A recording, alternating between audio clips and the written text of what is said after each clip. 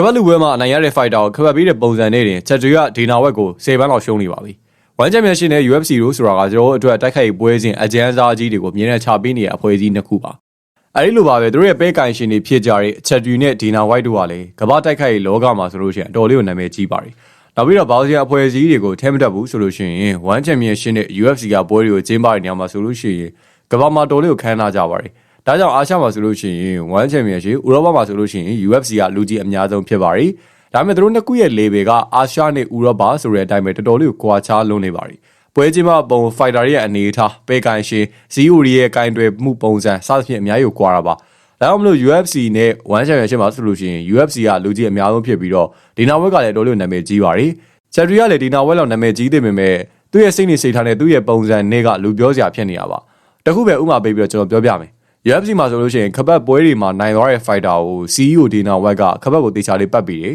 ။ဘယ်ကပတ်လူဝဲမဆိုနိုင်ရတဲ့ fighter သူကအဲ့လိုပုံစံမျိုးပဲပတ်ပေးတာပါအဲ့ဒီတစ်ချက်ကလည်းကဘာတဝမ်းကပြည်သက်တွေကိုသဘောကျစေရတဲ့အချက်ပါ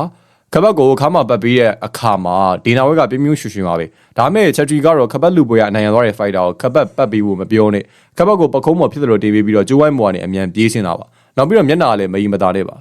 ဒီပုံစံကပွဲတိုင်းမှာပဲနောက်ပြီးတော့သူ့ရဲ့ပုံစံပြည်သက်တွေကသတိမထားမိဘူးလို့သူကထင်ကောင်းထင်ပါလိမ့်မယ်ဒါမဲ့သူအဲ့လိုဖြစ်နေတဲ့ပုံစံကပွဲတစ်ပွဲကိုဆွဲဆောင်မှုအတော်လေးကိုရောနေသွားစေတာပါလူတွေကအဲ့ဒီခပတ်လူပွဲတွေကြားလို့ရှိရင်ချက်ထရီကဘာဖြစ်နေရလဲသူမျက်နှာကြီးကဘယ်လိုကြီးလဲသူလောင်းထားတဲ့ fighter ရှုံးသွားလို့ emotion တွေမထိနိုင်မင်းနဲ့လောင်းနေရလားစသဖြင့်မျိုးစုံပြောကြတယ်ဝေလဲဝေပန်ကြပါတယ်ဒါပေမဲ့ချက်ထရီကတော့အခုချိန်ကြီးအဲ့ဒီပုံစံပဲဗျခပတ်ပြီးတဲ့အချိန်မှာမျက်နှာကြီးကိုကလေးလိုစပုတ်ထားရတာသူ့အနေနဲ့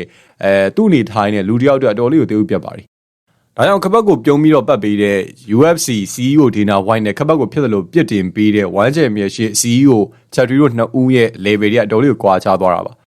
အဲ့ဒါပဲဗျလို့ဆိုတော့အဓိကစိတ်တက်ပဲကိုယ်တိုင်ကစိတ်တက်ပိုင်းဆိုင်ရာမှာတမတကြမနေတော့ကိုလုတ်ကင်တဲ့အရာတွေအကုန်လုံးကလည်းထုံးပေါက်တင်းလောက်မထုံးပေါက်တော့တာပါအခု1 championship ကိုပဲကြည့်ဗျအာရှမှာ UFC ပုံစံမျိုးတမကြတဲ့အဖွဲ့အစည်းနောက်တစ်ခုပေါ်လာခဲ့ရင်1 championship ကအာရှရဲ့ထိပ်ဆုံးဆိုတဲ့နေရာကနေပြီးတော့ဖယ်ပေးရမှာပါ